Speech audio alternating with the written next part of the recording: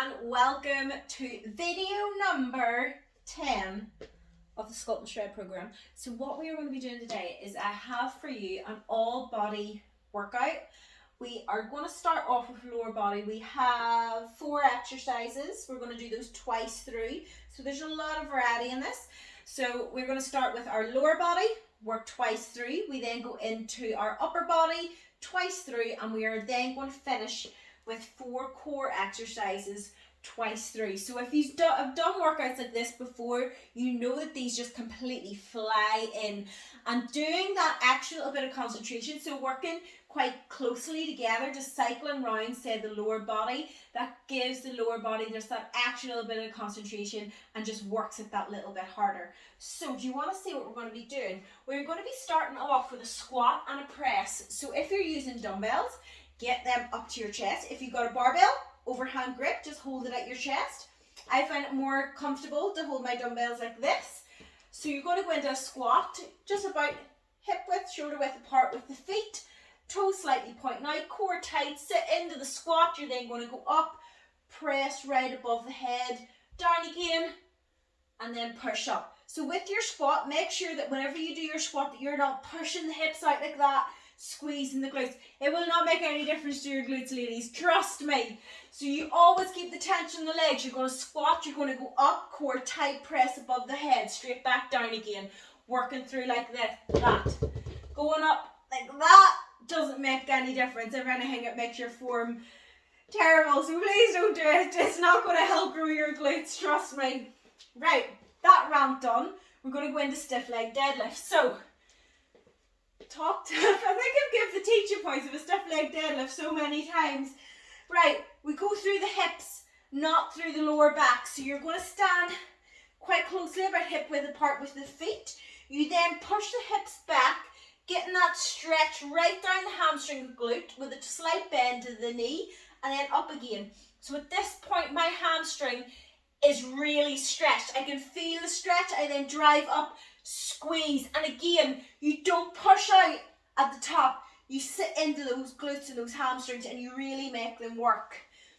Next up, we're going to go into curtsy lunges. So what I want you doing is just stepping behind in a curtsy, keeping the core nice and tight. You can slightly lean forward as long as you lean through the hips and not through the lower back, and we're just going to alternate them through.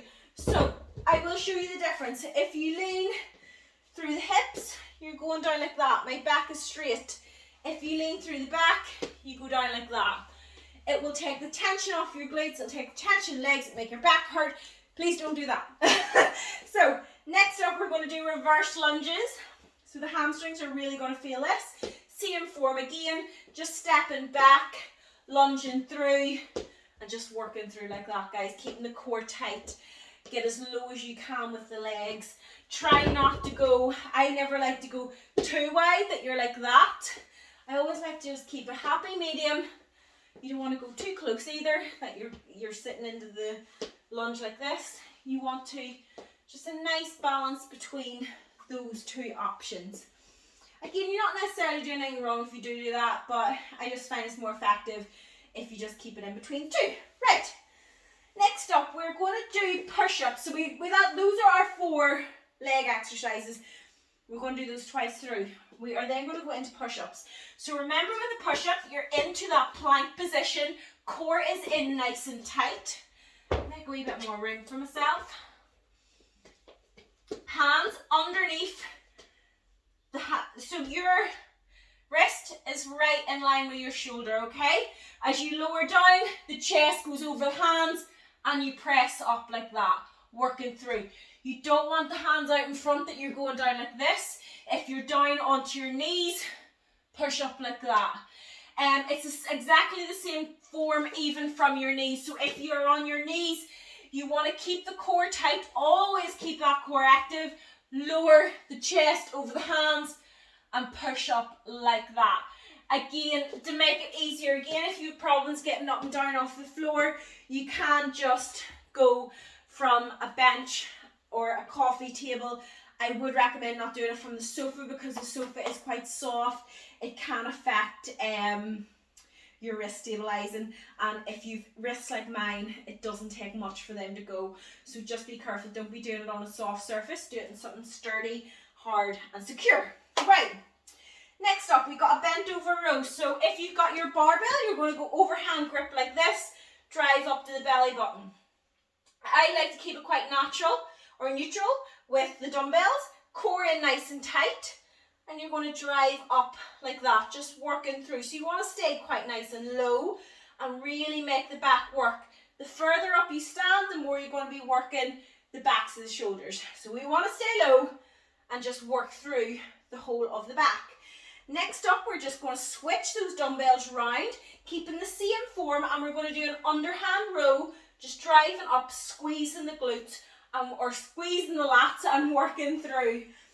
Right, next up, we're going to move on to shoulders. So we're going to do lateral raises. I'm going to use my resistance bands. If you have done these workouts before, I'm a massive fan of my resistance band for my lateral raise. So what I'm going to do is stand on that band.